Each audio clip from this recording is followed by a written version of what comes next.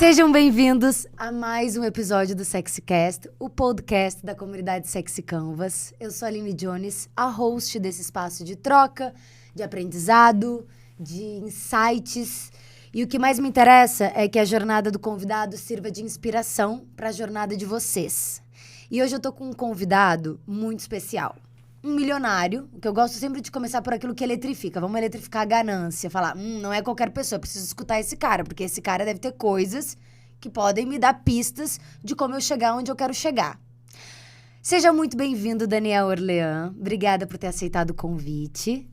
O Daniel é judeu, empresário, começou a trajetória dele há anos, mas em 2000 ele criou uma empresa na área de educação que depois de 15 anos ele fez um exit para um grupo alemão. Dizem as más línguas que foi alguns 100 milhões, um pouquinho mais, mas não podemos falar de números aqui. Mas o que importa é que ele é um cara que construiu uma empresa do zero e eletrificou tanto, foi tão sexy, que conseguiu vender essa empresa para um grupo maior. Ele também foi vice-presidente de marketing do Flamengo e dizem as más línguas que aumentou o faturamento em 200%. E atualmente ele é CEO, co-CEO e fundador da Volts, que a gente vai falar um pouco mais sobre o que é a Volts, mas de maneiras gerais a gente está falando de contas digitais para trazer acesso à população que não tem... Sabe aquela coisa de, tipo, todo mundo que tem dificuldade de pagar? Que antigamente as pessoas tinham que pagar uma conta, elas iam até uma lotérica, iam até um banco. Às vezes, pra gente que vive nos centros urbanos, isso não é mais uma realidade, porque existe aí, a gente tá vivendo essa onda. Mas, por exemplo, para uma galera que vive em cidades menores, que tá no interior, ainda é uma realidade pagar contas, mudar de cidade, ter que... E aí, como que a gente traz esse acesso, como que a gente democratiza esse acesso a eu poder pagar um banco para... Bom, eu não vou ficar falando aqui do trabalho que ele é um especialista. Seja muito bem-vindo. Obrigado, Aline. O prazer enorme meu estar aqui com vocês nessa casa incrível também, fazendo parte desse podcast. Acho que falar de jornada é uma coisa que eu adoro falar, porque, de fato, eu vim, né, sou filho de professores, então, assim, quando você fala assim, milionário, ganhou dinheiro e tal, eu poderia ter começado bilionário e virado milionário, né, mas eu acho que o mais legal aqui é dizer o que ao longo dessa trajetória eu tive que enfrentar, tive que construir, né, saindo, de fato, tendo vindo, né, quando eu vejo o André falando muito, né, daquela coisa do modelo, eu vim no modelo para ser um cara de seguir uma carreira, mas num determinado momento falei, não, cara, vou ser empreendedor, vou gerar impacto e a grana vai vir do impacto. Né? Não era a grana direto, mas a grana vai vir do impacto. Então, obrigado por estar aqui. Eu espero que seja o papo mais eletrificante, né? Como vocês costumam dizer, que eu já tive. Não de vocês, que eu já vi cada coisa incrível, mas vamos lá. Daniel, já quero começar com você falando... Você falou agora de... Cara, eu fui um cara que sou filho de professores, então, assim, não tava... Eu tinha um modelo a ser seguido e decidi romper esse modelo e falei... Confia que a grana vai vir daí. O que te move? O que te moveu para chegar no lugar que você chegou? Me fala um pouco, assim, de como foi essa construção na tua infância, do que esperavam que você fosse, como foi essa quebra e também os desafios, né, os percalços que é abrir mato, né? Abrir um novo caminho que as pessoas duvidam da gente. Eu acho que aquela frase, né? Quando eu comecei nessa área era tudo mato, né? Apesar sem falar de idade aqui, acho que se aplica bem a mim. Mas, cara, quando eu era moleque, eu era uma família que nunca faltou nada, mas também nunca teve sobra, né? Meu pai é professor do estado de matemática, minha mãe professora de criança, de escola privada, mas de professor infantil. A gente tinha ali o dinheiro contado para o mês, mas nunca faltou, por exemplo, a valorização do conhecimento, da educação. Então, eu cresci sendo um cara apaixonado por educação. Às vezes, meu pai e minha mãe não tinham onde me deixar, me levavam para a escola e eu ficava vendo o meu pai, que tem um estilo super expansivo, né? Era ídolo, era todo ano eleito para ser paraninfo dos alunos que estavam se formando. Falei, caralho, cara foda, né? Era meu ídolo, vendo ele ensinando matemática para quem não tinha o menor interesse em aprender matemática. Aí, quando eu ia para minha mãe, via minha mãe cuidando das crianças, com todo aquele amor, com todo aquele carinho. Falei, cara, minha mãe é foda, minha mãe também, né, é um ídolo exemplo, para mim, aqueles 2 modelos de pessoas abnegadas se dedicando a uma profissão mal remunerada. Eu falei, cara, eu quero ser professor. Eu quero virar professor. E aí, assim, quando eu falei para os meus pais que eu queria virar professor, parecia que o mundo deles tinha acabado. Eu falei, porra, mas como assim? Todo pai, mãe, né, quer que o filho siga a carreira. Se você é médico, você quer que seu filho siga médico. Se você é advogado, você quer que seu filho siga advogado. Eu estou dizendo para vocês que eu quero ser professor e parece que o mundo acabou, né? E aí veio aquela realidade, aquele choque de realidade. Cara, ser professor é difícil pra caralho, né? Ser professor é uma profissão que minha mãe acordava às 5 da manhã, e aí eu voltava com ela, porque estudava na mesma escola que ela era professora. Meu pai saía muito cedo, voltava muito tarde, porque dava aula em uma porrada de lugar também, além da escola pública, né? Dava aula em cursinho e tal. Mas muito mal remunerada. Pô, olha aqui a nossa situação. Você quer crescer, você teve acesso à melhor educação possível, porque eu era bolsista nas escolas, né? Algumas até que o André estudou. Eu passei na faculdade, assim, acabei depois fazendo engenharia, depois vou falar um pouquinho disso. Passei com bolsa, né, na PUC, então estudei numa escola técnica no Hort, porque minha mãe pensava, cara, quando você terminar o 2º grau, você tem que ser empregável, né? Então, assim, sempre foi muito aquilo, cara, vai fazer uma carreira. Vai fazer uma carreira que dê dinheiro para você poder ter aquilo que você merece, que você ter a liberdade financeira. Eu falei, cacete, cara, eu tava aqui no modelo que eu queria ser professor e agora o que eu vou ser? Né? Falei, vou fazer. Aí eu fiz vestibular na época para engenharia, medicina, direito, comunicação. Falei, cara, aqui eu passar, eu faço. E aí, aqui não é para ser modesto, né? Eu passei em todas. E falei, puta, e agora? Qual que eu faço? Aí eu comecei engenharia e direito ao mesmo tempo. Então, eu falei, cara, eu sou bom em resolver problema, né? Eu sou bom em encontrar uma oportunidade, ver algo que as pessoas estão precisando e dali criar uma solução. Por que tu sabia que tu já era bom nisso? Tinha alguma coisa na tua infância que tu falou, Cara, meu pai é muito parecido comigo, né? Nesse sentido de resolver coisas. Pro meu pai nunca teve uma situação de, cara, a gente não vai resolver. Ele sempre aprendia, então, na época, pegava livro, né, pesquisava e tal, e aí descobria como resolver as coisas. Então, para mim, a vida não tem tempo ruim. Né? Que é uma mentalidade muito de engenheiro também, né? Assim, eu tenho um cunhado engenheiro que é isso, assim, alguma coisa estraga, eu geralmente falo, Isa, resolve pra mim, por favor. Aí o engenheiro ele fala, não, pera aqui, o André já quer abrir, já quer olhar, já quer ver como resolver. Ele fala, alguma coisa eu quero pelo menos entender qual é o problema. Isso, tu era uma criança assim? Eu sempre fui uma criança assim, né? Eu via meu pai fazendo, eu via meu pai, precisava de uma mesa, meu pai fazia mesa, a gente não saía pra comprar mesa, meu pai fazia mesa. Meu pai foi um dos primeiros caras a trazer computador, né? O André fala muito dos TKs dele. Eu também tive um TK-85 com 7 anos. E com 7 anos eu via meu pai fazendo os sistemas, né? No tecladinho ali, com uma TV de tubo, com um gravador de fita cassete. E eu ficava ali e falei, cara, isso aí vai transformar o mundo. Não sei como, mas isso aí vai transformar o mundo. E eu ali pequenininho, sentava no colo dele, tentava aprender, começava a entender que tinha uma lógica naquilo. Então, eu sempre vi em casa esse modelo de solucionar as coisas, né? Se a gente não tem, a gente vai fazer.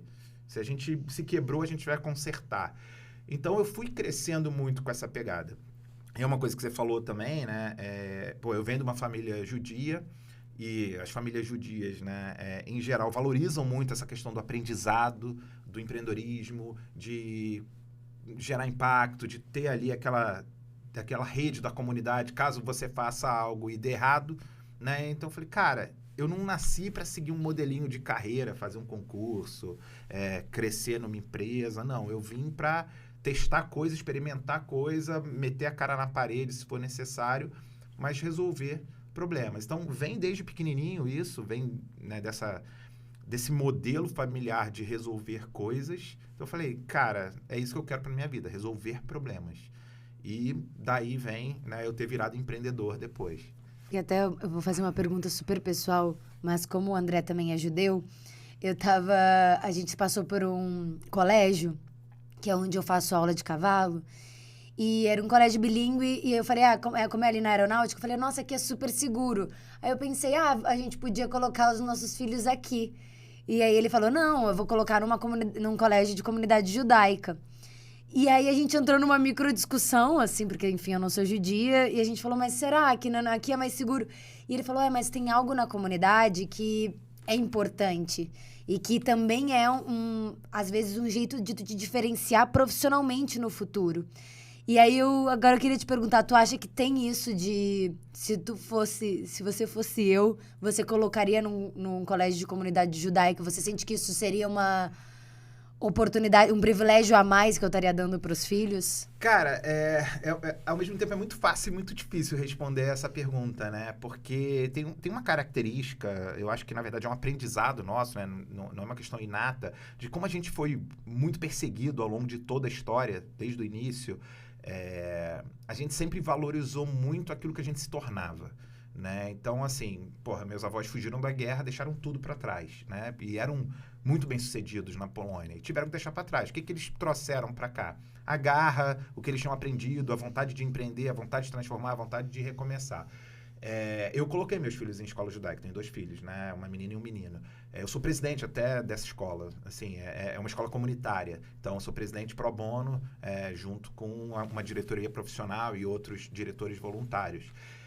Eu sempre admirei muito a questão da educação judaica, né? Educação, na verdade, não judaica, porque às vezes você pensa em educação judaica, você pensa educação de religião. Não é religião que a gente está falando aqui. A gente está falando de cultura, a gente está falando de visão de mundo, a gente está falando de valores. Então, eu sempre admirei muito a educação com base em valores judaicos, porque eles fazem, de fato, você se tornar alguém pronto para enfrentar qualquer coisa. Tá?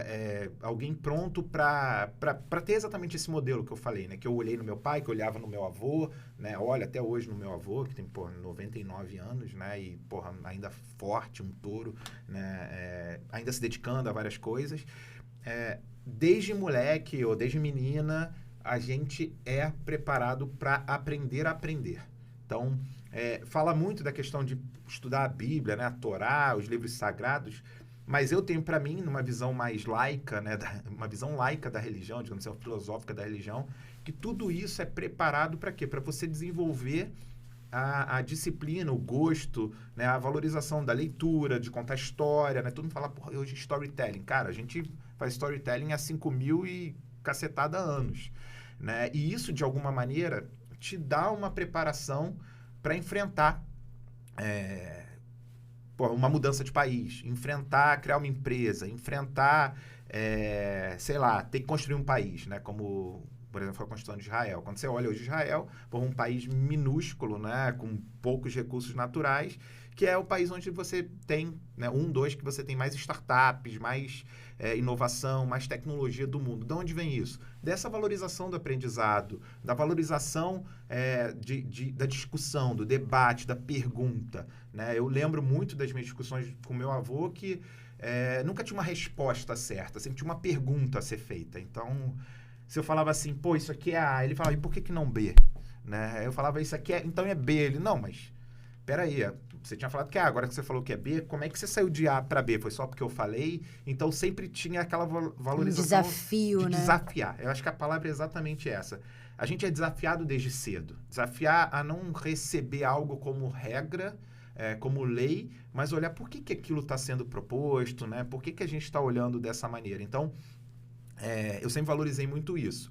Eu não sou um cara que acha que você tem que meter conteúdo na cabeça das crianças. Eu acho que você tem que meter o gosto pelo aprendizado, a capacidade de aprender qualquer coisa, a resiliência, a antifragilidade. E eu acho que a educação judaica, né, a educação baseada em valores judaicos, traz isso na sua essência há séculos ou milênios. Então, essa escola é a primeira no vestibular, dane-se. Qual é aquela que vai formar a minha filha de 10 anos, meu filho de 8, para enfrentar um mercado que a gente nem sabe qual vai ser? Né? Sim, agora com a inteligência artificial, a gente não sabe como vai ser o mundo daqui a 20 anos. Então, de fato, a gente está criando filhos para não saber como que eles vão ter que lidar com o inesperado, porque a gente lidou, né? Nós viemos de um mundo do... A gente tinha tudo aquilo da internet, depois vieram as redes sociais, aí veio 2020 que intensificou tudo isso. Agora, com a inteligência artificial, tu vê a curva dessa singularidade acontecendo de um jeito que chega a ser assustador, excitante, mas assustador. Então, eu me percebo, e quando tô falando sobre os fundamentos da educação judaica, eu consigo entender um pouco o André mais. Porque tem algo nele que é questionador. Tem algo nele que tu fala uma vez e ele... não sei. Ele vai querer sempre te desafiar a ter certeza daquilo que você tá falando. Por isso que às vezes eu até falo, ai, tu tem tanta certeza nas coisas que você tá falando? Porque ele fala, cara, porque eu já me bati muito e já entendi que é isso que eu acredito. E eu não tenho dúvida, por exemplo, fazer uma afirmação que é como as que ele faz, de a Igreja Católica tem uma questão que fode a cultura da mentalidade do brasileiro. A culpa, o medo, tá muito presente na nossa cultura. E aí você pega, por exemplo, uma cultura mais protestante, como a dos Estados Unidos, e você entende a diferença de uma mentalidade que quer te ver crescer. De uma mentalidade que tá preocupada em o que eu vou me tornar. E não só para os outros, mas para mim mesmo, né? Então, eu acho que esse senso de pertencimento é uma parada que, às vezes, ela não tem preço, que não é uma religião, é uma parada também de uma mentalidade de um grupo, né? O modelo é exatamente esse, né? A gente não sabe. Se eu pegar 20 anos atrás, quando eu tava saindo da faculdade e olhasse o que eu planejei pra minha vida, cara, foi totalmente diferente. Imagina daqui pra 20 anos, né? Se 20 anos pra trás já foi esse absurdo de transformação, numa sociedade exponencial, né? 20 anos para trás, 20 anos para frente. Os 20 anos para frente representam o quê? 100 anos, 200 anos. Então, a gente não tem que preparar a molecada pro mundo de hoje, né? Porque, na verdade, a escola prepara pro mundo de ontem. Pro mundo de hoje, a gente já está atrasado. Então, pro mundo de amanhã, que é um que a gente não conhece, existem coisas que, ao longo desses 5 mil e não sei quantos anos que a gente vê essa cultura judaica educacional se formando, né? Tudo bem, principalmente há 3 mil anos atrás para cá. É muito voltada para você, não sei se é exatamente essa palavra, mas você ser empreendedor, de você enfrentar problemas para encontrar soluções para esses problemas, né? Yuri Levine tem aquela frase, o criador do Waze, né? Tem aquela frase importante assim, a gente não é apaixonado por soluções, as soluções que a gente cria, porque a gente acaba se apegando às soluções que a gente cria, a gente esquece que, na verdade, ela está vindo para resolver um problema. Então, toda essa questão que você falou, que você percebe no André, que eu percebo em mim, que eu percebo no meu pai, no meu avô, né? Nos meus antepassados, os que eu convivi, é essa questão de questionar a realidade. Porque nessa sociedade transformando, clichês à parte, mas essa sociedade transformando, cara, o que é realidade hoje não é realidade amanhã. O que é verdade hoje não é verdade amanhã. Então, se eu aprender que verdades são verdades, eu não vou questionar essas verdades. E para você empreender, para você gerar impacto, para você gerar grana, para você eletrificar as pessoas, cara, você está sempre questionando. Então, eu aprendi a valorizar isso, moleque, aprendi a valorizar isso nas outras pessoas, eu aprendi a valorizar isso na minha educação, e eu quero que essa seja a educação dos meus filhos. Olhar o mundo com uma mentalidade crítica, né, que possa debater, que seja positiva, né, mesmo... Volto para a primeira pergunta, é isso que te move? Cara, muitas coisas me movem, né? Eu não sou uma referência, assim, de normalidade, tá? E não tenho problema nenhum com isso. Sim. Em várias fases da minha vida, algumas coisas me moveram. Quando eu entrei na faculdade, eu fui o melhor aluno no colégio em todas as séries da minha vida, porque eu era o mais fudido, né? Eu era, além de ser bolsista, né, filho de professores, não era fudido por causa disso. Eu era o menorzinho, porque eu entrei no final, eu era um dos mais novos do corte, eu era o mais baixinho, eu era o narigudo, eu era branquelo, eu era um monte de coisa que eu sempre era o que recebia os apelidos. Eu tive todos os apelidos que você possa imaginar no mundo, de cabeção, Snoopy, narigão e tal, e assim, isso nunca me incomodou. Mas isso, pra mim, era um combustível, né? Hoje a gente fala que é bullying é algo difícil, algo que tem que ser trabalhado, mas eu sempre crescia quando eu tomava essas porradas, né, da galera. Então, quando todo mundo ia pra Disney, eu ia pra Rio das Ostras, bom pra cacete, ia pescar com meu pai, né, puxar arrastão junto com os pescadores locais, e aí chegava a galera com foto do Mickey, e chegava eu, foto na chuva, com uma capa carregando um peixão. Então, eu sempre olhava assim, eu sou diferente. Não sei porquê, nem como, mas eu sou diferente. Então, quando eu fui o melhor aluno da minha primeira escola, melhor aluno da minha segunda escola, melhor aluno da escola técnica. Passei no vestibular para direito entre os primeiros colocados, para engenharia com bolsa na PUC, para medicina que eu nem imaginava que eu ia fazer medicina, por medicina. Eu falei, cara, eu tenho um compromisso com mim mesmo agora sou eu. Daqui para trás eu tinha todo o apoio da minha família, daqui para frente sou eu. E esse sou eu tenho que mostrar que eu sou capaz. Né? Então, primeira motivação foi, eu preciso mostrar que eu sou capaz, porque eu sei que eu sou. Só falta as pessoas saberem, né? Porque eu não fiz o que eu... Quando eu olho para trás, de novo, eu falei, né? Eu aprendi com o André a ser menos humilde, digamos assim, né? Não humilde, eu sou um cara que reconhece, eu sou um cara mesmo, mas ser menos...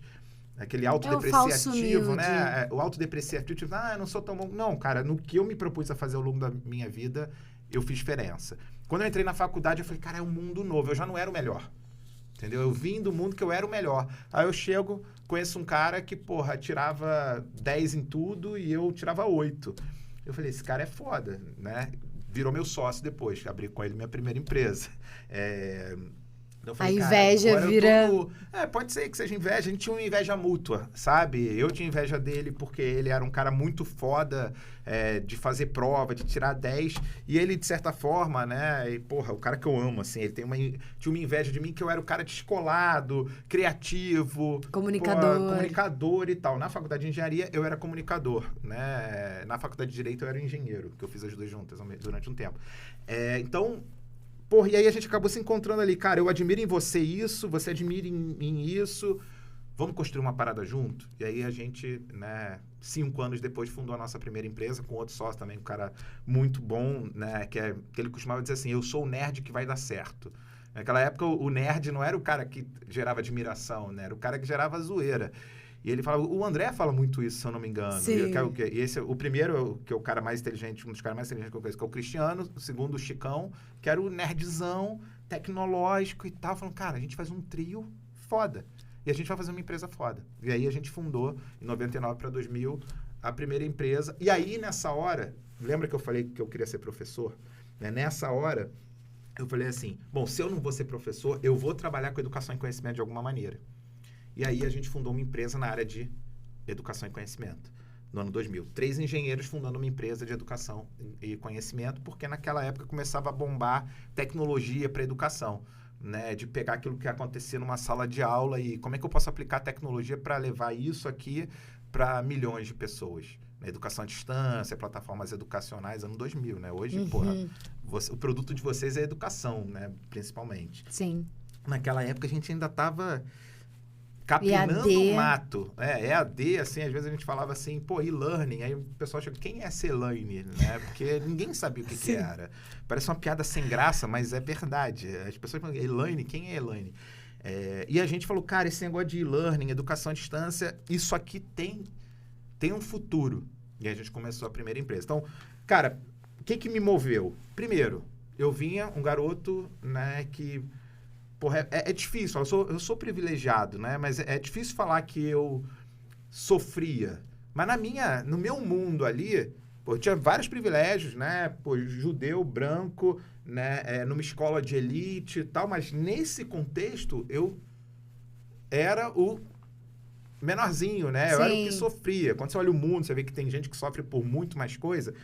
Parece até escroto falar isso. Sim, tu tem os teus privilégios, mas ao mesmo tempo tu tá num lugar... Todo mundo tem as suas mazelas, os seus traumas, as suas questões. E naquele momento tu era a minoria do bullying, né?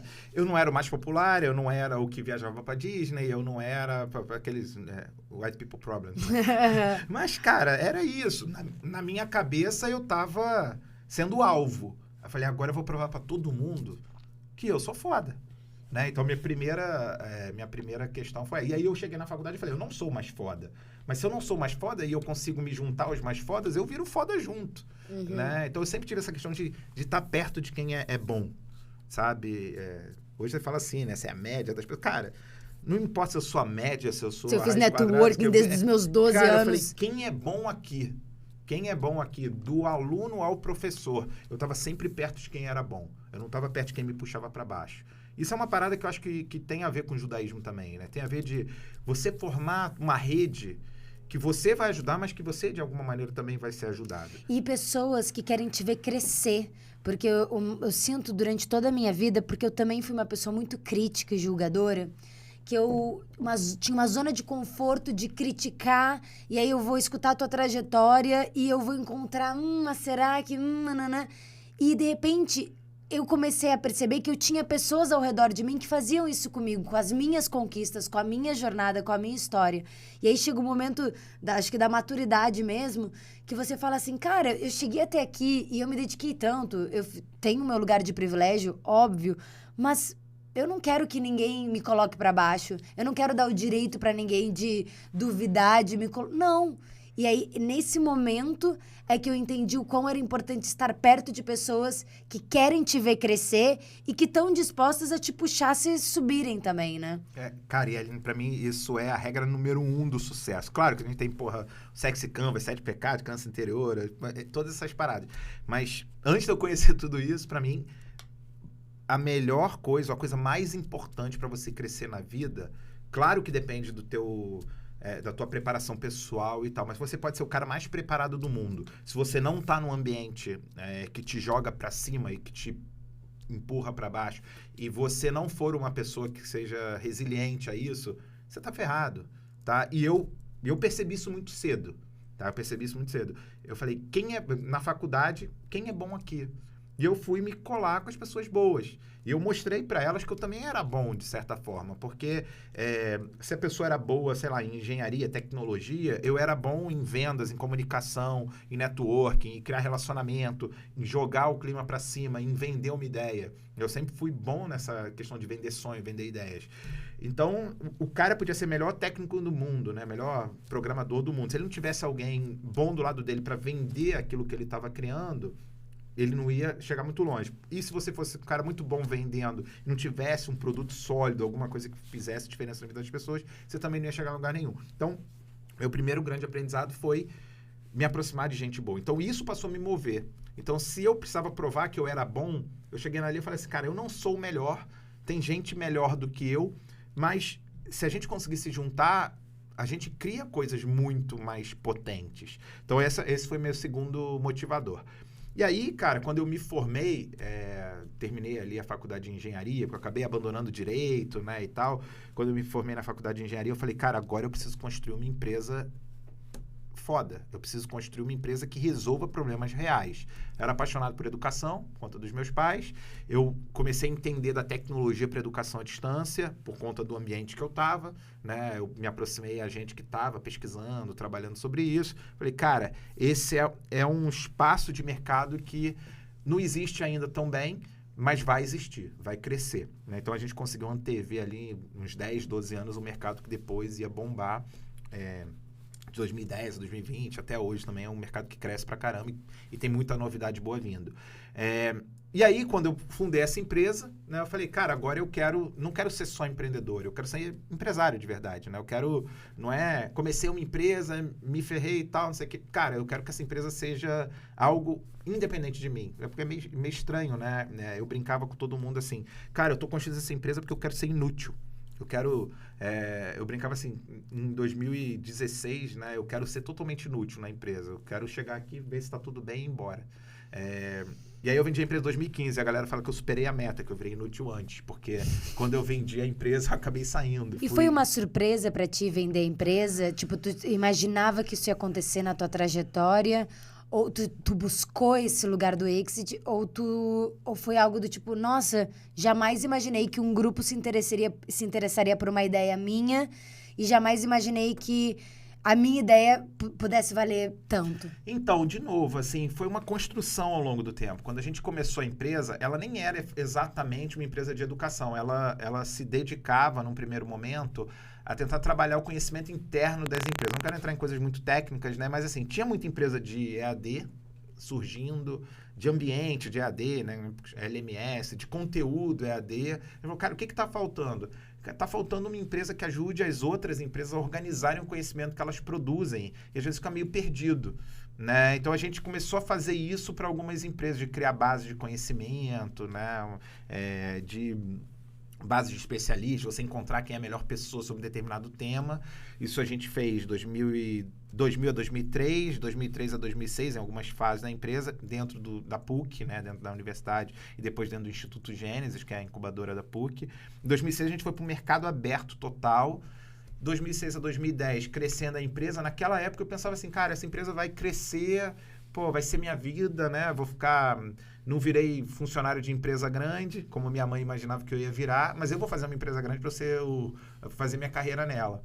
E aí, em 2010, um desses caras que eu me aproximei ao longo da universidade, né, que era um professor, assim, super pioneiro em empreendedorismo, que era o César Salim, ele me chamou e falou, cara, Daniel, você pode vir aqui em casa, que eu estou juntando os empreendedores, eu queria testar uma ideia com vocês. Eu falei, porra, Salim, para onde tu me chamar eu vou, porque foi meu primeiro professor de empreendedorismo, foi o cara que começou a falar de plano de negócio e tal, numa época que isso era importante para você fazer uma empresa, né? Você pensava na empresa em 5 anos e tal, hoje você fala uma coisa muito mais lean, muito mais enxuta. Aí cheguei lá na casa do Salim, tinham mais 2 empreendedores. Um deles, o Fábio Barcelos, que era o cara que tinha fundado uma empresa chamada MHW, vendido aquela empresa para a Xerox, né, por alguns milhões também. Virou funcionário da Xerox, encheu o saco de ser funcionário da Xerox, saiu da Xerox, abriu uma empresa chamada Quick Mind para fazer a mesma coisa que ele fazia antes, mas com todos os aprendizados. E estava o Alex Lucena, que era um dos fundadores da EduWeb, que era uma empresa de plataforma de educação e tal. E aí o Salim vira para nós, né, e fala o seguinte, então, está com uma oportunidade aqui, a gente tem um fundo que quer investir em educação, né, em tecnologia para educação. Vocês 3 são pequenos sozinhos. Né? O Alex, no caso, o Alex Lucena, é quem tinha sido o cara que tinha ido apresentar a empresa dele para esse fundo. O cara falou, pô, você é pequeno, volta aqui maior que eu invisto em vocês. Só que a gente não... Aí o Alex procurou o Salim, e o Salim falou assim, cara... O que vocês acham de vocês 3 se juntarem? Eu falei, porra, peraí, cara, eu tô há 10 anos construindo uma empresa, de repente eu vou juntar com 2 caras. Eu conhecia eles, né? O pai do Alex foi meu orientador de mestrado, eu fiz mestrado também na PUC, porque eu sempre acabo pulando essa parte. E o Fábio eu ouvia muito que eu começava a bater com ele em algumas empresas. Então, eu era fornecedor da Vale, ele era fornecedor da Vale. Eu era fornecedor, sei lá, da TIM, ele era fornecedor da TIM. E era um cara que eu admirava, mas nunca tinha conseguido sentar. Aí a gente falou assim, porra, vamos tentar? Então, em 2010, as 3 empresas separadas começam a estudar como é que elas iam se juntar. E eu fiquei responsável por fazer toda a parte de comunicação para o mercado dessa junção de 3 empresas pequenas. Né? Uma parada que eu nunca tinha feito. Então, as empresas se chamavam Quick Mind, EduWeb e Milestone, que era a minha. Eu falei, cara, e aí? O que a gente vai criar? Eu falei, pô, vamos criar uma nova empresa, total, do zero. Mas como assim vai criar uma nova empresa? Porque... Eu não sei o quanto que a galera conhece de fusão, né? Mas às vezes você junta 2 empresas, é sempre uma chance grande de dar problema. Porque pô, tu começa a ter choque de cultura, choque de valores, choque de processos e tudo mais. Cara, juntar 3 empresas é a melhor coisa do mundo, porque não é a sua ou a minha. Vamos fazer uma coisa totalmente diferente do que cada uma é. E aí eu comecei a campanha, né? Que era Quick Mind, EduWeb, mas agora são uma nova empresa. E aí fiz o site, uma nova empresa. Depois, hoje, contando, parece bem bobo, mas na época... Era disruptivo. A gente pareceu muito maior do que a gente era. Assim, tipo, 3 empresas faturavam na época em torno de 5 milhões, que eram bem reconhecidas, que tinham grandes clientes. Juntos a gente tinha 150 funcionários, devia ter uns 120 clientes, cada um entrando ali com 40, 50, sei lá e tal. E aí, quando a gente anunciou, falou, cara, parece uma potência do mercado. Tanto que no valor apareceu fusão de empresas do Rio cria gigante de educação. Aí eu olhei e falei, caraca, gigante? Beleza. Não vou dizer que não é. E esse fundo é um fundo que tinha como um dos seus principais sócios o Paulo Guedes, né? Que foi ministro da Economia. E eu lembro a primeira reunião com ele, que ele falou assim, cara, eu não estou interessado em investir numa padaria do Leblon. Eu estou interessado em investir naquela que vai ser a Google da educação. Eu falei, porra, gostei. Né? Não sei se a gente vai virar a Google da educação, mas esse slogan é bom. A referência de qual é a maior empresa do mercado agora, né? Porra, vai ser essa. Então, vocês estão dispostos a isso? Aí essa passou a ser a minha motivação, né? O que me movia?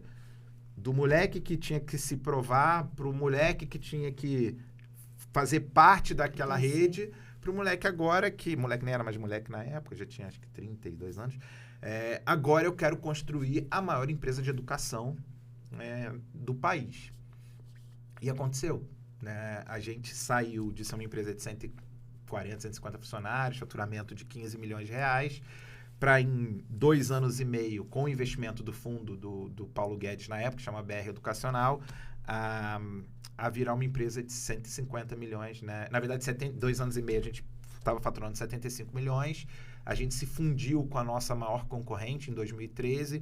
2013 a gente passou então a faturar algo em torno de 120, 130 milhões. E aí o fundo tinha que vender a gente, né? Então, na verdade, não fui eu que procurei. O fundo falou, eu vou investir em vocês em 2010, mas lá em torno de 2015, 2016 eu vou vender vocês. Porque o fundo faz isso, ele investe e vende. E eles fizeram isso com algumas empresas. Eles compraram a Abril, fizeram a Abril Educação, venderam a Abril Educação por alguns milhões. Eles compraram outras empresas e venderam por mais múltiplos de o quanto eles investiram. E falaram, cara, e vocês também vão entrar nesse processo. Falei, beleza, agora, né, eu estou deixando de ser empreendedor de um negócio de educação e eu vou ser, então, parte de uma empresa que comprar a minha, né? E como foi o processo de apego e desapego? Cara, tudo passou muito rápido. Tudo passou muito rápido. Eu sempre fui muito de estar na ativa, estar na rua, estar em onde a emoção estava acontecendo. Tinha semana que eu passava em 5 cidades diferentes. Que eu dormia em ônibus ou estava no avião indo para o hotel, porque chegou num momento que a gente estava treinando 1,5 milhão de pessoas no Brasil por ano. Cara, tinha das 500 maiores empresas do Brasil, 252 eram nossas clientes, das 100 maiores, 51, das 10 maiores, 9 eram nossos clientes, dos 10 maiores bancos, também 9 eram nossos clientes.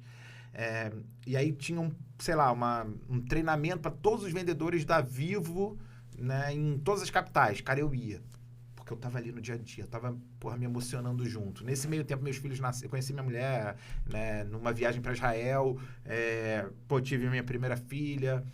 Cara, em 2012 ela nasceu, 2015 meu filho nasceu, e aí o processo de negociação de vender a empresa estava meio independente de mim.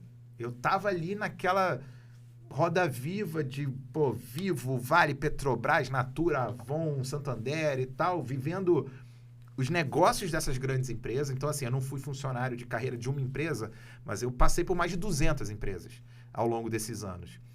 E aprendendo desde mineração a banco, a bens de consumo, cosméticos, alimentação. Fui na fábrica que produziu Doritos até a mineradora em Canaã de Carajás. Pergunta, vivendo no lugar de... tu tava lá, quando tu tava lá, tu tava aproveitando do tipo... Ai, que gostoso tá aqui, lá. Ou também tem um lugar do Daniel perfeccionista de eu tava lá também... garantindo a qualidade daquilo que a gente estava fazendo. Então, também uma coisa do controle de... Na dúvida, prefiro estar eu, porque ninguém vai fazer melhor que eu. Cara, é muito boa essa tua pergunta. Eu acho que ninguém me fez essa pergunta assim. E até me bota para refletir, né? Eu acho que era uma mistura disso, né? Nas suas diferentes proporções. Eu estava vivendo porque eu gostava. Eu gostava de estar no meio de uma mineração, de uma fábrica, de uma loja, né? Vendo a inauguração de uma loja conceito e tal, eu gostava, porque era a minha dopamina ali, né? A gamificação de fazer a coisa acontecer, me dava emoção. Por outro lado, eu não queria desapegar, eu queria estar sempre aprendendo o que a gente estava fazendo.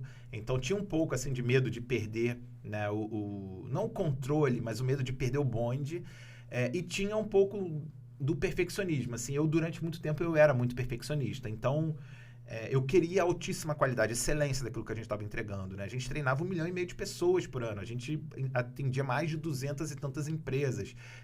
Não dava para errar, né? Quer dizer, dava, mas eu achava que não dava. Eu achava que não dava pra errar. Quando as pessoas, elas te viam nesses lugares, assim, isso já é de forma hipotética. Tu acha que as pessoas faziam, ai, meu Deus, o Daniel tá aqui. Ai, meu Deus. Ou era tipo, o Daniel tá aqui. Amor e ódio, né, cara? Tinha gente que achava o máximo eu estar junto. E eu tomei muita porrada por estar junto também, né? Eu sempre fui um cara... de frequentar muito, o termo é meio antiquado, mas acho que dá para entender, muito chão de fábrica. Eu frequentava. mesmo quando eu era diretor e a empresa já tinha 800 pessoas, eu ia nas festas, né, dançava até o chão, sabe? Tem foto minha, assim, de funcionário, eu no chão, né, fazendo flexão no funk, e o funcionário em cima brincando e tal. Porque eu sempre fui muito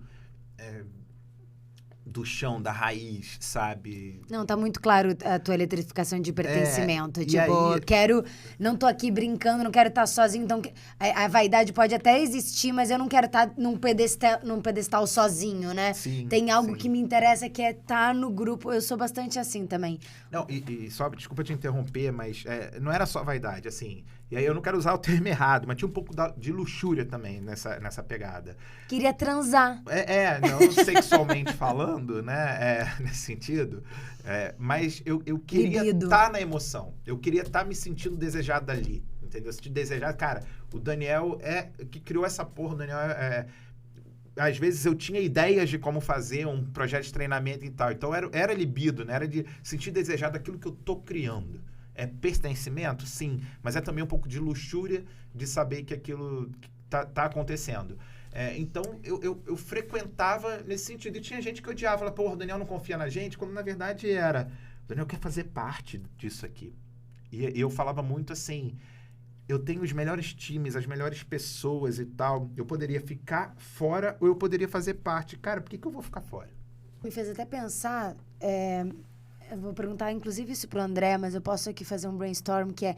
Muitas pessoas, e o André fala isso, que tem essa gana de eu quero mostrar, eu quero fazer. Às vezes até tem uma ira por alguma questão de infância, mas tem algo que te move num lugar de... eu vou fazer, eu quero...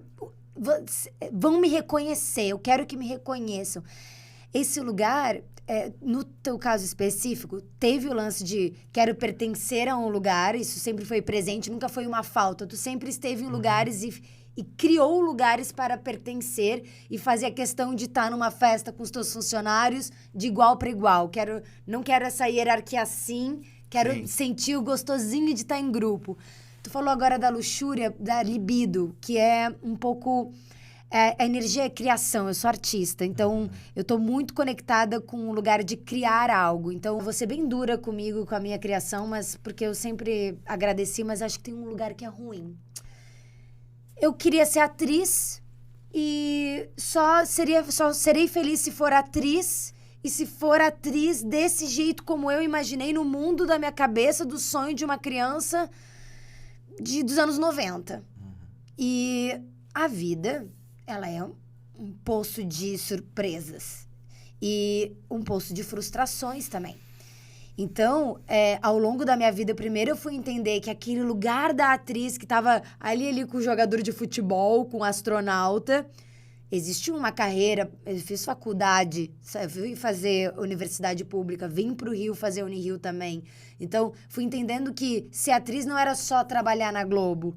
Ser atriz tinha todo um processo. Só que eu também fui entendendo que eu não fui muito preparada para os desafios da vida. Porque a minha terapeuta falou isso, a minha possibilidade de ser feliz tá assim, parece um cavalo. Tipo, é aqui, e se não for aqui, o resto tá ruim.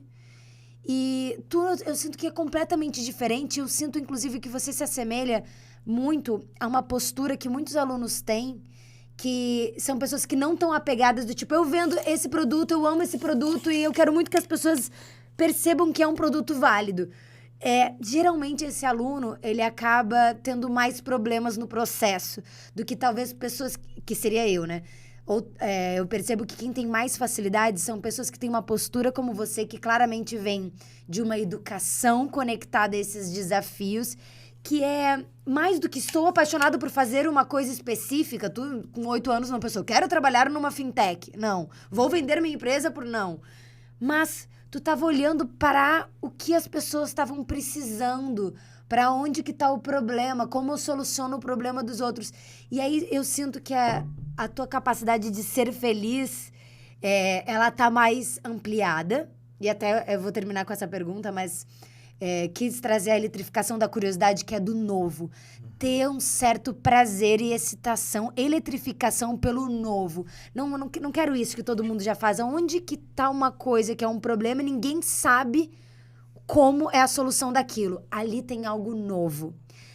Pergunta, isso tudo que eu falei, primeiro pode discordar, segundo, tu acha que tu é uma pessoa mais feliz assim?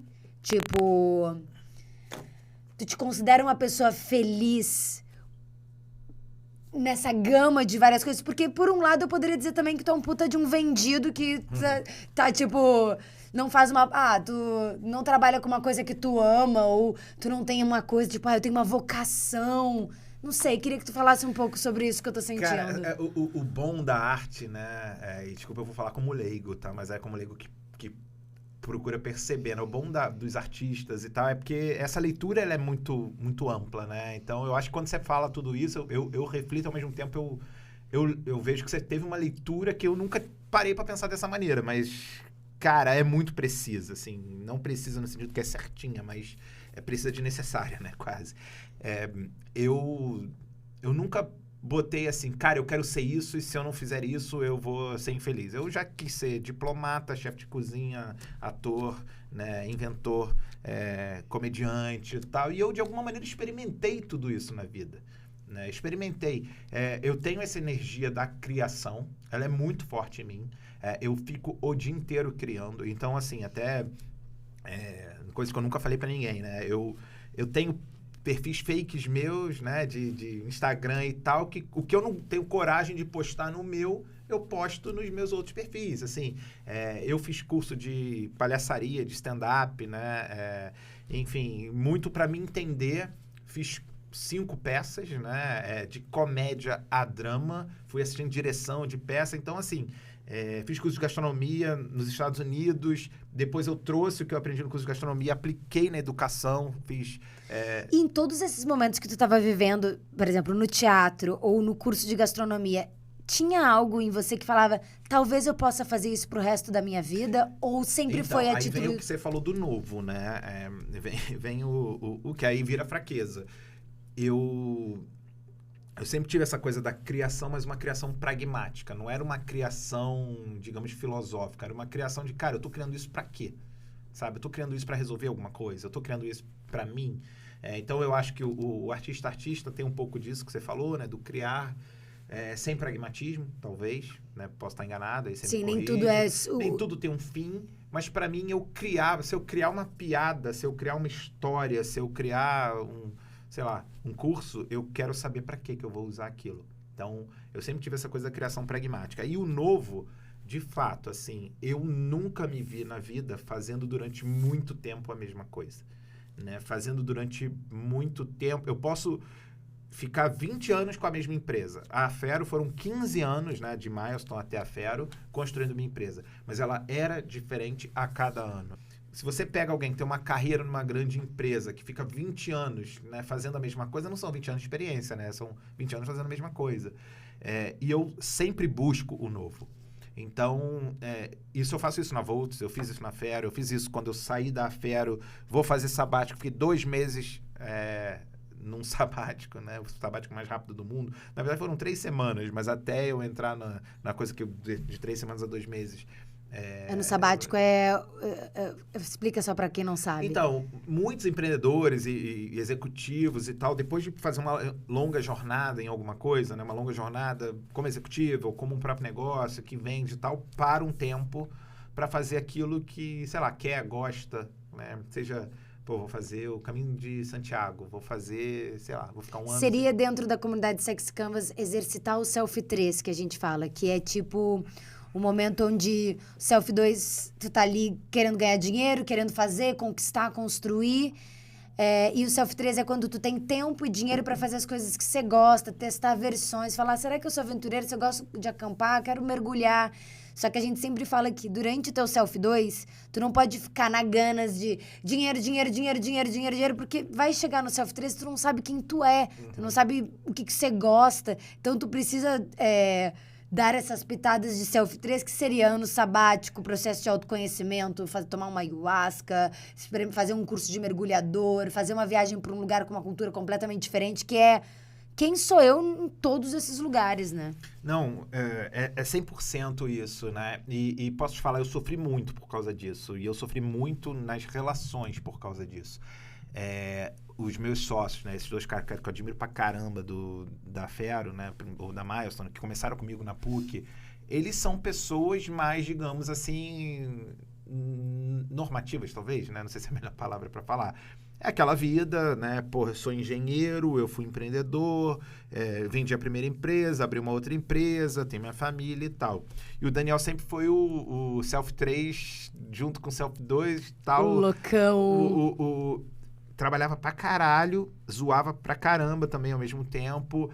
Tava sempre fazendo coisas diferentes e isso muitas vezes era encarado como falta de foco. Mas é engraçado, assim, porque eu até tô buscando um pouco, você falou terapeuta, né, e tal, tô buscando um pouco esse autoconhecimento, estudando, né, num papo, eu falei, cara, será que eu tenho alguma questão e tal? E aí, conversando com um terapeuta, ele falou, cara, não, você é algo que a gente chama de hipertímico, né, você funciona numa velocidade diferente e que essa velocidade diferente te dá muito essa gana do novo, essa gana de experimentar coisas.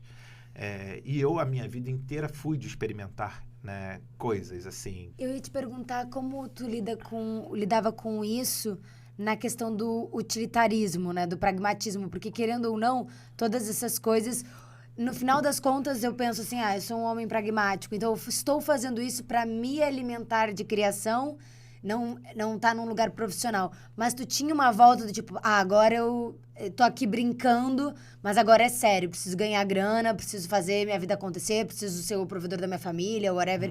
Tipo, essas duas figuras, esses dois Daniéis, eles colidiam dentro de ti ou era de boa, do tipo... Assim, não, sendo sincero, então eu vou falar, momentos, né, cara? Tem momento que eu tô fazendo algo, por exemplo, até mesmo essa questão da gastronomia. Eu fui, fiz o curso, voltei. Cara, apareceu uma demanda de uma grande telefônica, a Vivo, não preciso esconder. Cara, precisamos treinar aqui 50 líderes, né, em novas competências, pô, ajuda a gente aqui e tal. Eu falei, cara, tô com uma ideia. Por que a gente não leva eles para cozinhar, né? A gente bota os líderes cozinhando uns pros outros, e aí...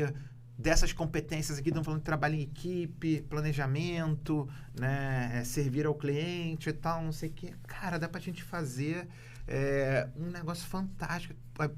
Eu sempre tentava conectar, entendeu? Eu li um livro também que foi super transformador para mim, que chama Efeito Médici, né? Que ele fala muito do conceito de inovação na interseção. Então, assim, que basicamente você é criativo o quanto você tem de repertório e o quanto você consegue cruzar coisas diferentes no seu repertório. Então, eu era um cara muito focado em educação, tinha feito um curso de gastronomia, precisava resolver um problema de uma grande empresa, juntei gastronomia com educação e propus um curso que foi talvez um dos melhores cursos que aquela galera já tinha feito na vida, né? Porque não era ficar sentado numa sala ouvindo quais eram as novas competências. Depois eu fiz esse mesmo curso 17 vezes na Fiat, e aí ganhei um bom dinheiro fazendo isso. Então, eu sempre pegava e falava assim, isso vai servir para mim um dia. A própria peça mesmo de profissionais, a gente levou para o maior congresso de treinamento e desenvolvimento do Brasil, né? Apresentamos para 3.000 pessoas e depois vieram vários pedidos de, poxa, será que pode apresentar essa peça lá na minha empresa e tal, sketch? E aí comecei a trabalhar com uma galera na parte de teatro corporativo, né? Teatro educacional corporativo.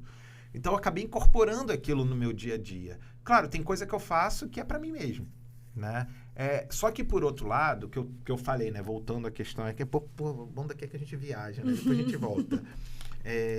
Eu sempre fui muito criticado por conta disso. Né? Assim, o Daniel não para quieto, o Daniel inventa um monte de coisa. Né? Cara, mas esse sou eu, entendeu? Eu descobri que não dava, assim... a minha saída da Fero, depois a minha saída da Biz Capital, que foi a empresa que eu tive entre a Fero e a Volts, foi muito por conta disso. Foi muito porque, tu tá sempre...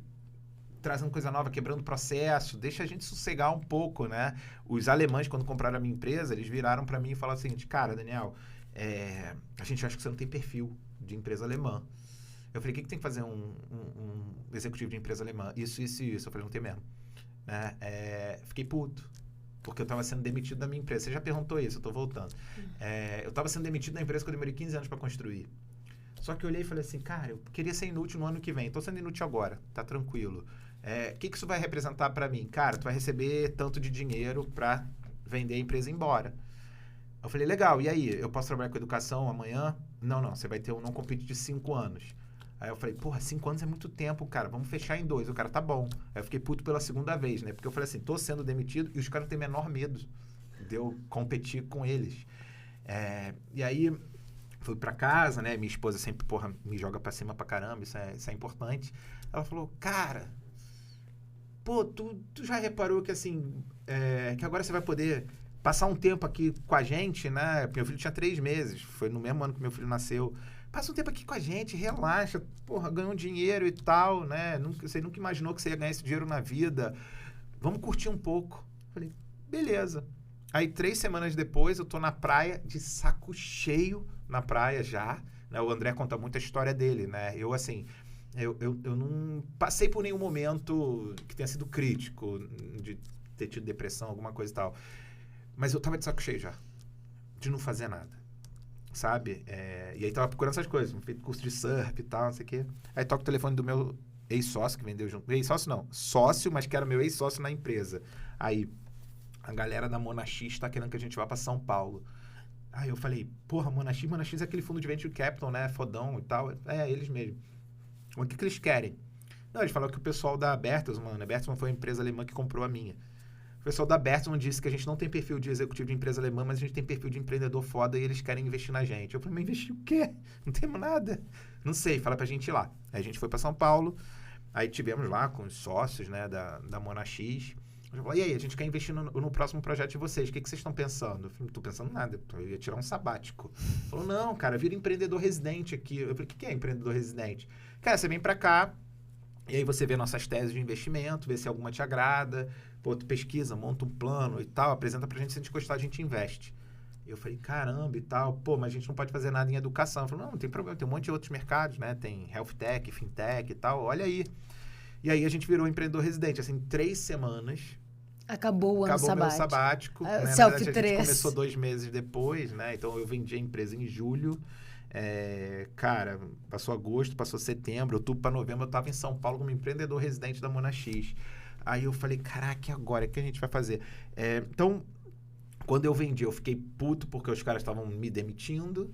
3 semanas depois, eu descobri que eles estavam me indicando para ser investido por um fundo de venture capital que hoje, né, se você olhar para trás, cara, a Monax investiu na Enjoei, na Pet Love, na 99, na Get Ninjas, na Melius, né, várias empresas tops, né, assim, tipo...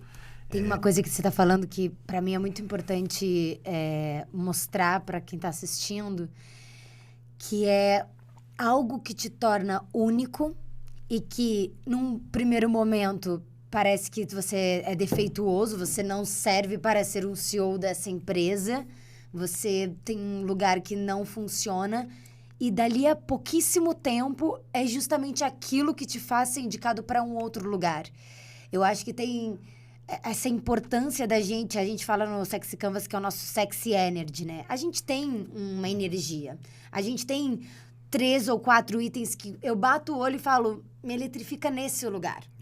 E isso é muito importante que a gente descubra logo para que a gente entenda os lugares que a gente vai ocupar e os lugares que a gente não vai ocupar e os lugares que a gente não quer ocupar.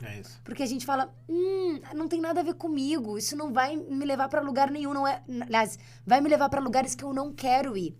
E eu sinto, te escutando, que tu tem uma energia vital mesmo, de fazer acontecer, que claramente tu é um desses alunos que a gente fala, cara, bota qualquer coisa na mão dele, que ele vai dar um jeito de criar um origami absurdo, porque é o que ele gosta de fazer. Mas tem uma coisa que eu não posso deixar de falar, tá? Eu acho que sim, tem essa energia de fazer acontecer, mas eu nunca fiz sozinho. Isso pra mim é importante pra caramba, entendeu? O pessoal fala muito dessas coisas de porquê, né? Porra, qual é teu porquê e tal. Claro, pra mim o porquê foi importante, mas pra mim o com quem foi mais foda ainda. Eu vejo assim, minha primeira empresa eu criei com o Chicão e com o Cristiano. 2 caras que me completavam demais, eu completava eles. Depois, conheci o Fábio Barcelos, né? E os outros sócios que vieram na época da Fero. E o Fábio, assim, cara, pra mim teve uma importância que o Fábio e o André me lembram muito um ao outro. Eu tinha muito pudor, né? De fazer... Eu era o cara comercial e marketing, mas eu tinha medo de botar preço.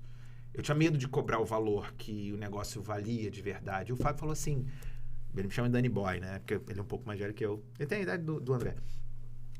Ele falou, Danny Boy, deixa de ser babaca, o negócio que a gente tá fazendo é importante pra caramba, nós vamos cobrar 1 milhão. Caraca, 1 milhão, Fábio, 1 milhão é caro pra caramba, a gente não vai vender. Se o cliente não quiser, tudo bem, a gente negocia, mas vamos botar 1 milhão.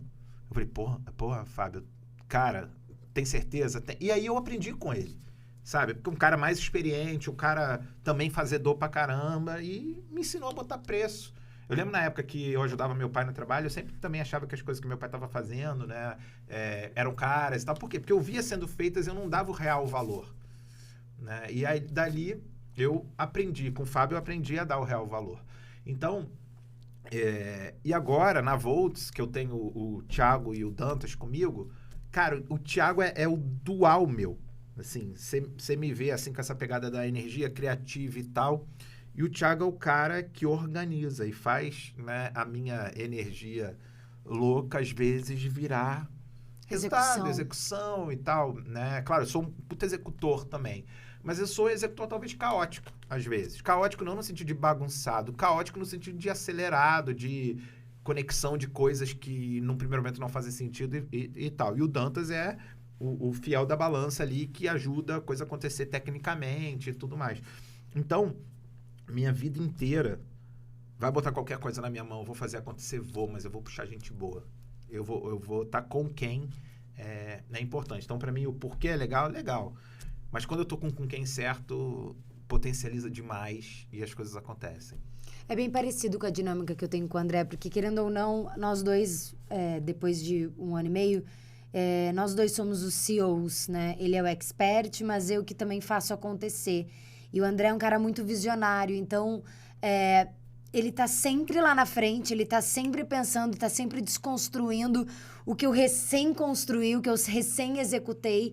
E a gente teve alguns embates no início, principalmente por ter também uma relação amorosa, mas aos poucos eu fui entendendo que era preciso ele ter o espaço dele de disrupção, e que antes eu falava que era um espaço de destruição, mas hoje eu entendo que é melhor que desconstrói para construir algo novo, que é um pouco que quando ele me mostra, por exemplo, ele adora essa coisa das naves do Elon Musk, a ida para Marte, e até ontem, antes de dormir, ele queria me mostrar um bagulho lá que subiu.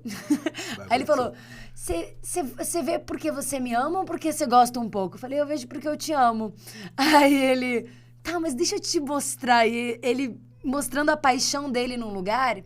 que para além de o homem ir a Marte e de ter esse pensamento e pensar nessa tecnologia, ele falou, antes tinha a NASA, e aí tudo que passava era 10, 15 anos, a ida para a Lua, um projeto de 50 anos. E, de repente, essa mentalidade das startups, essa mentalidade do não funcionou, joga fora do MVP, vai para outro lugar. Essa mentalidade tá na construção de naves. E é tipo, a S-18, todo mundo sabe que vai dar ruim ali, mas eles querem que dê ruim porque eles vão coletar os dados do erro e já solucionar para S-19, para S-20. E aí, ontem, pela primeira vez, eu entendi essa paixão por... vamos errar logo, porque se eu errar logo, eu já vou conseguir ter os dados para conseguir fazer a versão melhor. E isso é ciência, né? Isso tem uma coisa que não funcionou, como é que vai... E vai agregando conhecimento e crescendo. Tu sente que na tua vida como empresário, tu foi um cara que se apegou, tu jogou fora bem as coisas, tipo, não tá dando certo alguma estratégia na Volts. Tu joga fora, é fácil pra ti jogar fora e ir pra outro caminho? Mas a gente precisa ter também um pouco do equilíbrio entre jogar fora cedo demais, né, e jogar fora tarde demais. Então, a Volts, ela começou, assim, agora a gente completa 3 anos, né, em maio agora, né, de 4 de maio, a gente completa 3 anos que a empresa foi fundada.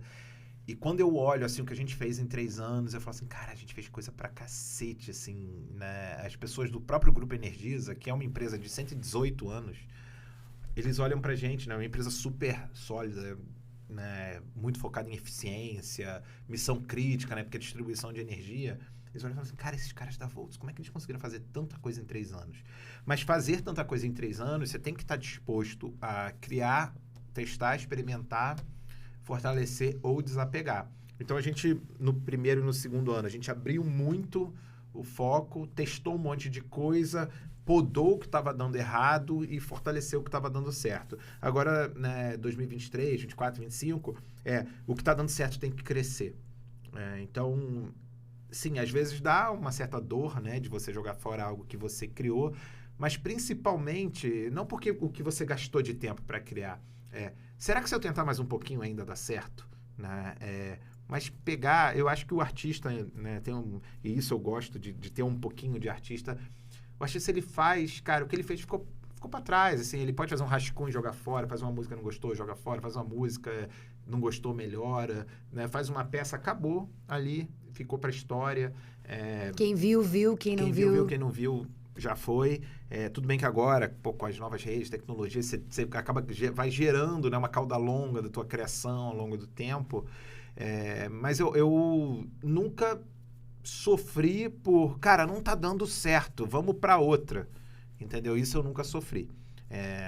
No mundo empresarial, né? Na vida, às vezes, você fica triste de deixar uma coisa para trás, mas faz parte. Tem alguma coisa na tua vida, seja profissional ou pessoal, que você sentiu que você ficou apertando a mesma tecla tempo demais? Não, assim, cara, eu posso dizer que eu sofri muito, mas um sofrimento que não é aquele sofrimento que desgastou. Eu sofri porque eu trabalhei pra caramba, né? Eu vi minha vida passar muito rápido, não de um ponto de vista negativo, mas porque ela passou, eu olho assim, cara, eu tenho 44 anos, cara, eu me sinto com 30, na boa. Eu vim me perguntar quantos você tem, é capaz de eu parar, pensar e fazer a conta. Mas pra mim, eu sou novo pra caramba, eu tenho energia pra caramba, né? Tá bom, eu não tenho a mesma força, mesmo condicionamento que eu tinha quando eu tinha 20, mas, por outro lado, eu estou muito mais preparado hoje para fazer certas coisas. Eu já passei por lugares onde eu senti que o esforço não estava sendo tão recompensado, né? Mas não porque, assim, não estou ganhando bem e tal, não. Eu estou me esforçando e a coisa não está andando. A minha experiência no Flamengo foi incrível, incrível. Tá? Foi assim, foi uma oportunidade que eu tive de viver um mundo que eu não vivia na educação, que eu não vivia no mundo financeiro. O mundo do esporte, o mundo do fã, do torcedor, do B2Czão, né? Que é aquela, porra, do pop ao top, né? Do mais popular ao mais rico, torcendo pelo clube que você é o cara ali do marketing. Mas eu sentia a política, né? Tomando muito da minha energia. Porque eu cheguei lá com uma cabeça de startup, eu cheguei lá com uma cabeça empreendedora. Eu me destaquei muito porque eu cheguei com essa cabeça. Mas depois de um tempo, a política começou a atrapalhar um pouco, né? Então, assim, chegou uma hora, depois de 3 anos de clube, eu falei, cara, eu não quero mais. Né? Já tá bom, eu já aprendi, eu deixei um legado, fiz 20% do que eu achava que podia ter feito. Foi bastante coisa, mas eu olhava assim, cara, se não fosse a política, eu poderia ter feito muito mais. Mas beleza, foi um puto aprendizado, peguei aquilo que eu aprendi, né? Deixei na cabeça e fui aplicar em outras áreas. De tudo que você falou, onde eu queria te finalizar aqui é uma pergunta meio uma armadilha. Não tem medo disso, não. Mas é um lugar que, como o Sex Canvas, ele tá sempre interessado não em propósitos de lápide, não em, tipo assim, qual é o teu propósito de vida? É impactar milhões de pessoas e transformar o mundo num lugar melhor. Já sabemos disso, estamos aí, isso existe. Quando fala de impacto, e fala de impacto para milhões de pessoas, e o fato de tu ter mudado de muitas empresas e tu impactou de diferentes maneiras, então você não quer parar. E mesmo que você ganhe agora, eu tenho 100 milhões, eu vou comprar a Volts. Tu vai falar, legal, daqui a um ano tu vai estar metido em alguma coisa. Então eu queria que tu falasse, pra gente finalizar, dessas duas coisas, que é a tua relação com o teu Self3, que eu me pergunto o quanto ela é saudável ou não, porque a sensação também, às vezes, que eu tenho parece que é um game que não cessa, e eu quero saber, é consciente isso ou não, mas tô aí na minha luta e vou levar pra terapia, ou... Então, tem isso do Self3 e tem esse lance da eletrificação da vaidade. Eu queria um propósito de lápide do Daniel que fosse mais a ver com o que move, que faz acordar, que cara, eu quero prover minha família, eu quero fazer meus filhos viajarem no exterior. Enfim, quero para finalizar, que você falasse um pouco sobre esse Daniel, que não é o empresário, não é o presidente de nenhum lugar, mas é você em relação com a tua pulsão mais honesta e você em relação ao seu self-3. Cara, bom, primeiro, vaidade eu não sei, mas também não nego, né? Não é aquela vaidade ruim, obviamente, né? Vaidade, cara, eu tô aqui, eu passei aqui, não vivi uma vida pequena, sabe? Não fiquei na minha, tranquilão. Eu, assim, admiro muito, né? Quem, quer... Admiro, assim, respeito muito, né? Mais do que admiro. Eu quero ver uma vida tranquila, quero ali tomar meu chopp e tal, quero ver meu futebol, minha novela e tal. Cara, esse não sou eu. Eu quero passar por aqui fazendo coisas fodas. Se vão esquecer de mim depois, não vou estar aqui pra também reclamar. Mas é muito uma auto-vaidade quase, sabe? Eu quero olhar pra mim, eu quero me orgulhar de mim. Se os outros não estão reconhecendo, claro que é ruim, mas não vai me fazer sofrer tanto. Eu quero olhar pra mim e falar assim, cara, eu fiz o que eu podia fazer, eu fiz o que eu queria fazer. Então, essa questão da liberdade de fazer dentro de todo o Sexy Canvas, acho que a liberdade também tem uma importância, a liberdade de criar, de fazer, de impactar, pode vir junto com a vaidade, sabe? Então, assim, claro que hoje, né, se você falar, o que falta pra você? Cara, eu tenho uma família que eu amo, né? Tenho minha esposa, meus filhos. Eu tenho uma preocupação enorme do mundo que eu vou deixar para eles, que eles vão, né? Ou como que eles vão estar preparados para esse mundo, um mundo que ninguém sabe qual vai ser, né? Não adianta você botar numa escola boa, não adianta você dar uma boa educação, cara.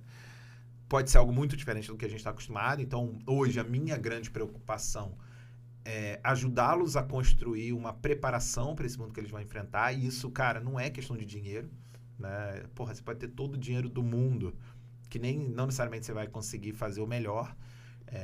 Mas isso, para mim, é um grande propósito, né? Que minha família, meus filhos possam, de fato, olhar para o futuro deles, entender que o futuro deles é um futuro positivo, né?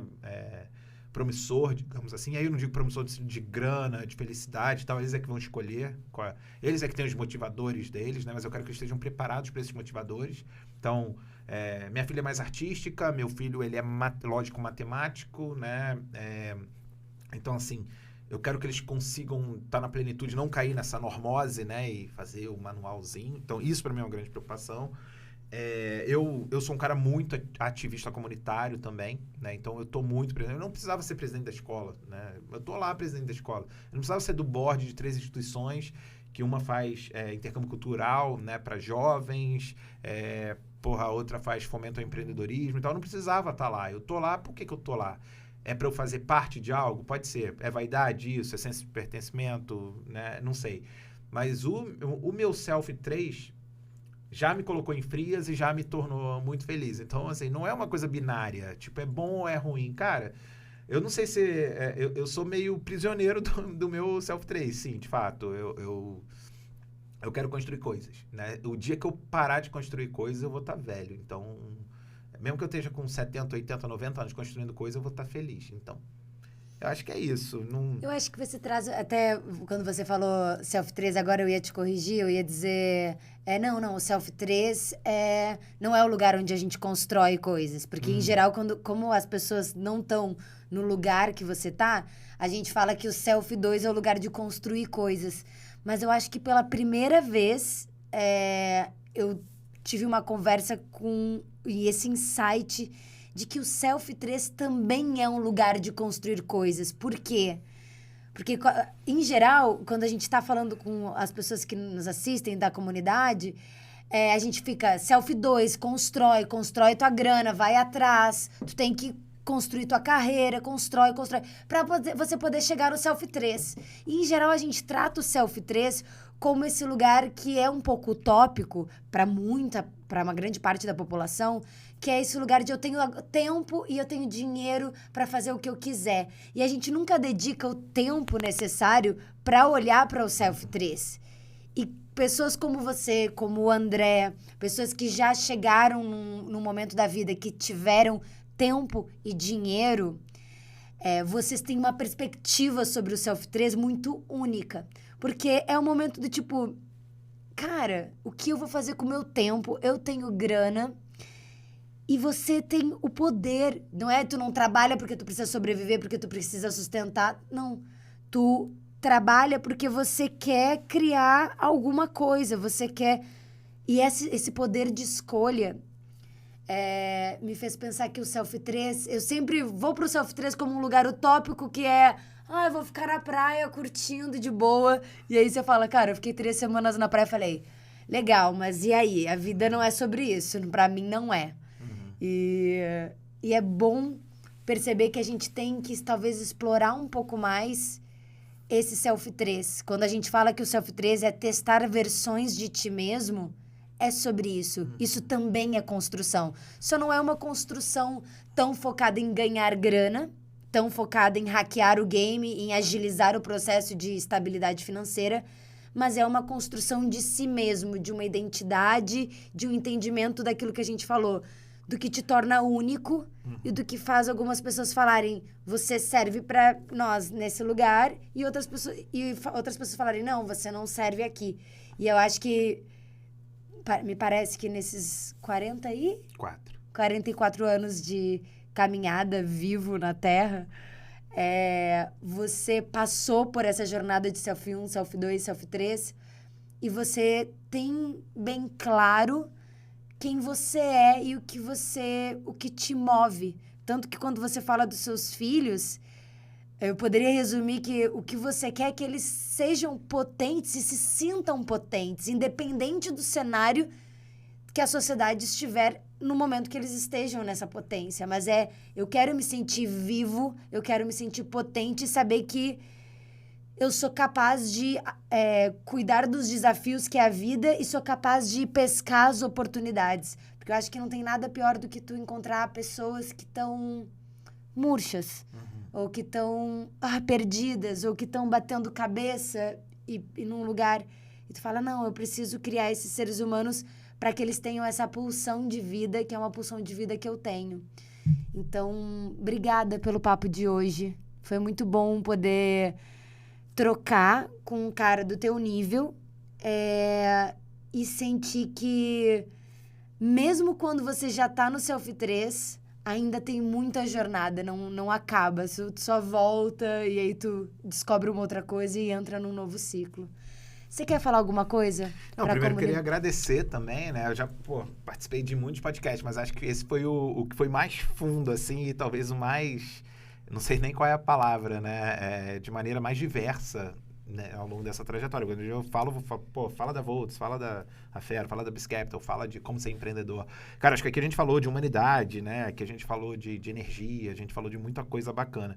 E de fato, assim, né? Dentro disso que você falou, é claro que eu não... Assim, a gente tá falando para empreendedores, né? Empreendedoras que estão ali construindo sua luta diária. Você vê o André, é um cara, super diferenciado. Talvez você fala comigo de um jeito, assim... Parece que é um cara super diferenciado. Mas é algo que não é de outro mundo, sabe? É só juntar as coisas da maneira certa para fazer elas acontecerem. Eu não precisava ter zerado o game 2, 3, 4 vezes, né? Eu poderia ter zerado uma só. E eu acho que muitos que estão aqui assistindo a gente também podem construir essa zerada de game usando tudo aquilo que né, o Sexy Canvas ensina, tudo que vocês passam nos podcasts, né, com as referências. E bacana, se alguém quiser ao final tá no Selfie 3 na praia curtindo, maravilha, tá ótimo. É que eu tenho, para finalizar, assim, o pessoal fala muito, né, de zona de conforto, assim. A minha zona de conforto é de desconforto, sabe? Eu não consigo ficar sem essa que você chama de o que tá no Selfie 3, agora eu tenho tempo, agora eu tenho dinheiro, né? Se eu tenho tempo, se eu tenho dinheiro, eu tenho que estar fazendo alguma coisa que também construa, né? Que também gere impacto. Eu ficar na praia de maneira individualista, sei lá, pode até ser legal. Mas pra mim não funciona. Hedonista, né? Pra mim não funciona. Pra mim não é o que me faz feliz. E aí, se isso é construção da minha infância, se isso é com base nas raízes dos valores judaicos, se isso é porque minhas referências são caras, né, que chegaram no topo e continuam, né, fazendo coisa, pode ser que seja. Mas esse sou eu, não necessariamente esse é um modelo que funciona para todo mundo, né? Eu acho que cada um tem que encontrar o seu. Tem alguma coisa que te falta? Cara, que me falta, né? Eu acho que tem essa construção que eu falei que eu acho que para mim é importante para minha família, né? O futuro, a gente não controla o futuro de outras pessoas e nem deveria, mas eu quero fazer minha parte, né? Para que quem venha depois de mim possa continuar construindo, porque quem veio antes de mim construiu o que eu pude usufruir hoje, né? Isso tem um pouco dessa questão da comunidade, né? Tem um pouco dessa questão do povo, né? De legado. A merda da vida, né? Que é boa também, é que para pessoas como a gente, que curtem muitas coisas diferentes, vai ter sempre coisa que você não vai conseguir fazer nessa jornada curta, né? Então, às vezes eu olho e falo assim, porra, se lá atrás eu tivesse experimentado isso, se lá atrás eu tivesse experimentado aquilo, não é que me falta, tá? A palavra não é falta, mas eu queria ter mais vidas e mais, né, janelinhas para abrir, para poder aproveitar mais coisas, porra, que estão aí. Mas, assim, é isso. Acho que a maturidade traz um pouco de que, cara, não dá pra ter tudo, não dá pra fazer tudo, não dá pra experimentar tudo, né, cara? Faz o melhor que você puder, o máximo que você puder, e vambora. Ouvi o André falando sobre eu quero mudar o Brasil, eu falava, ai meu Deus, um coach querendo mudar o Brasil, eu pensava. Depois eu comecei a entender que, de fato, tem pessoas que estão pensando a nível de país, que estão olhando para um lugar e falando... Especificamente, eu quero cuidar desse recorte religioso de medo, de culpa, que fode a mentalidade empreendedora que move o sistema econômico do nosso país. Então, é isso que eu quero impactar, né? Tu me trouxe um insight que eu quero finalizar com ele. Uma das aulas que a gente tem sobre Self-3 no curso é de constelação familiar. E a galera às vezes entra e fala, gente, mas tem até constelação familiar, o que é isso? E quando eu falei de vaidade, geralmente a gente pensa, será que eu sou vaidoso? Será que eu sou um cara que, me olhem, vejam o quanto eu sou incrível? Mas na vaidade também mora o orgulho. E o orgulho, pra mim, é muito presente no teu sexy energy. Claramente vem de fundamentos da tua cultura, do teu grupo, mas eu percebo a importância das gerações passadas que foram um exemplo para você.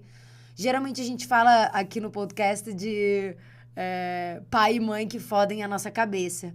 Mas hoje a gente falou de um pai e de uma mãe que foram inspiração, que foram orgulho, que devem ter fudido tua cabeça em vários aspectos também, mas que nesse momento tu conseguiu trazer um ponto de vista de... Não, eu me orgulho, eles foram referência. As gerações passadas são referências e eu quero ser referência para as gerações que estão vindo. E essa energia de honrar, sabe? De falar, eu honro quem me trouxe até aqui, eu honro esses homens e essas mulheres que me deram toda essa energia de vida. E o mínimo que eu tenho que fazer é transferir essa energia de vida para as gerações que estão chegando. É muito bonito isso na tua história. Obrigada. Que bom, porque eu não vou conseguir falar disso, não. Obrigada.